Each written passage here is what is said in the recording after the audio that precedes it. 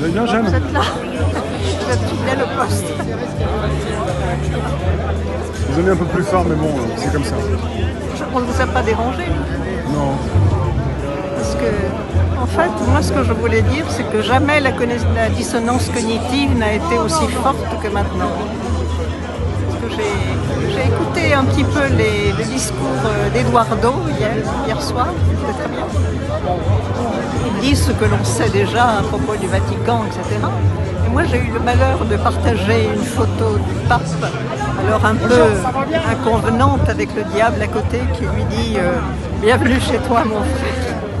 Mes amis italiens m'ont sauté sur le bateau en disant Bonjour, que... Antenne 2, France 3, TF1, Canal+. Ouais, je sais que vous parlez. Toi, j'ai un mot à te dire.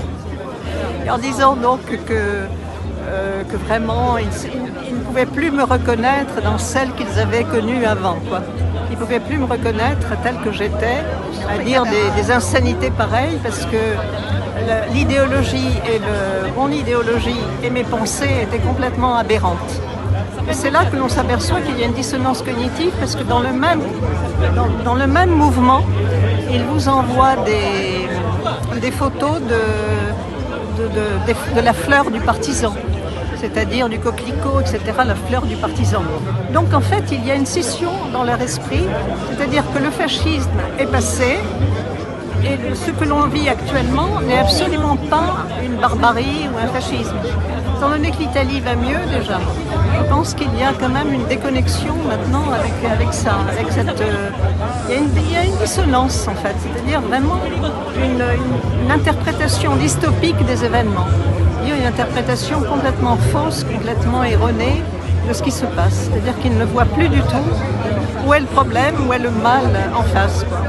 Voilà. C'est une société pour eux qui a un sens, bien sûr, puisqu'ils sont toujours contents d'être en vie et d'être dans cette société, mais ils ne comprennent pas que les autres puissent réagir. Les autres réagissent par rapport à un fascisme qui a existé, d'accord, c'est très bien, mais par rapport au fascisme actuel, c'est nul parce qu'il n'y a pas de fascisme actuel, quoi. Voilà. En dehors de Mélanie, ils considèrent comme une fasciste, parce qu'elle s'oppose évidemment à tout ce qui est LGBT, tout ce qui est destruction de la famille, etc. Voilà. Merci, Jeanne.